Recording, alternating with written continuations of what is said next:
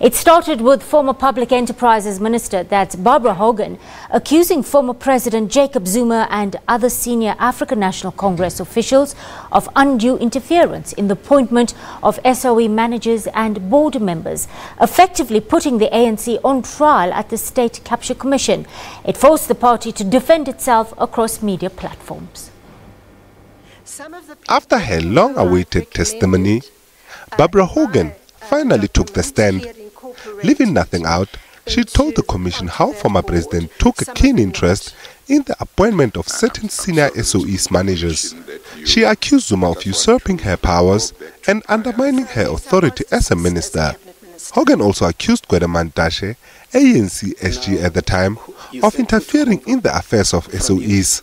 I then met with the president and Mr. Mantashe, and the president said that the NEC had decided that I ought to be redeployed as the ambassador to Finland, and then I said, I'm sorry, I can't accept that. But I did say at that stage that I want to thank the president for the privilege of being able to serve my country as a cabinet minister. I didn't ask the reasons. For me, it was perfectly, the president has the prerogative to dismiss. Essentially pitting the ANC against the ANC. The National Working Committee does not discuss deployment. The National Executive Committee of the ANC does not discuss deployment. And that version will present as the ANC. But secondly, the Deployment Committee of the ANC does not make appointments. We can only recommend to show our interest, because as a governing party, we've got to show interest. Our showing of interest is not about individuals. We look at the caliber of a person that must be appointed, experience and skills. We look at those issues. So we've been promised by the Commission that our legal team and the legal team of the Commission are now working on finalizing our submission. We hope the ANC, led by Gwede Mantashe, or the Secretary General at a time, some of the issues here that are raised, will make and lead the delegation in a matter of a week or two before this Commission. Precisely also to rebut the notion that the ANC is on trial. We will clarify that we continue to invite individuals in their individual capacity who were deployed by the ANC, who did things not instructed by the ANC. But we invite them to come and help this commission so that we establish how did we arrive at this precipitous and perpendicular point. In a tumultuous week, the current Public Enterprises Minister Pravin Gordhan, due before the State Capture Commission on Monday, faced the public protector. It relates to a complaint over Gordhan's approval of an early retirement of former SARS Deputy Commissioner Ivan Pillay. The 2-hour meeting was held behind closed doors.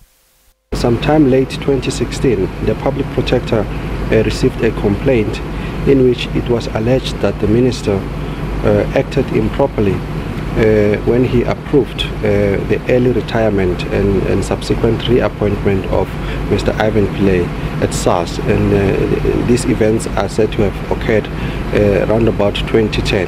And so today's meeting was a result of that complaint.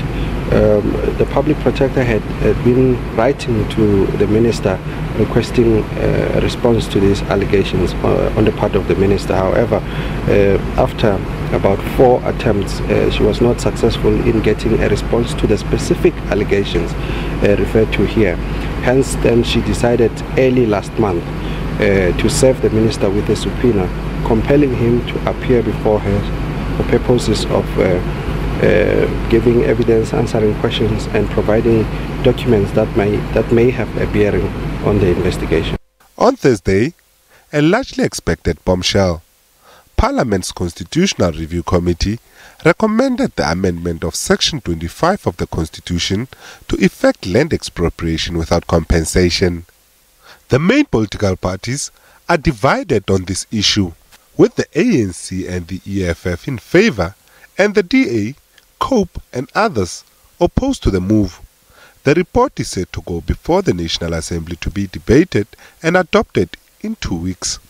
The Constitutional Review Committee adopted the final report on the amendment of Section 25 of the Constitution in Parliament today, as you are aware. The CRC was mandated by Parliament in March of this year to establish if there is a need to to amend the Constitution in order to empower the state to expropriate land without compensation. Upon receiving this mandate, the CRC embarked on a nationwide consultative process involving members of the public. This decision prompted President Cyril Ramaphosa to assure the EU members and potential investors that the process was being handled orderly within the framework of the Constitution. There is just no reason for people to be afraid, to fear that there's going to be whole-scale expropriation of land. And in fact, we have said to those who are investing in our country that they should have no fear that their land and property is going to be expropriated. Then, the embattled Malusi Gigaba finally fell on his sword. The Excellency, Mr. President, how much time do I have, sir? He resigned both as cabinet minister and as a member of parliament after immense public pressure. This after the Public Protector's report confirmed that Gigaba violated the Executive Ethics Code by lying to Parliament. But then, as he said earlier in the year, we're going to be right, we're going to be all right. With Gordon due to testify at the State Capture Commission, the ongoing contestation over land expropriation, including threats of legal challenges, the political barometer is bound to remain high next week. Nhlanhla Kgatlana, SABC News, Johannesburg. Well, to the roads now.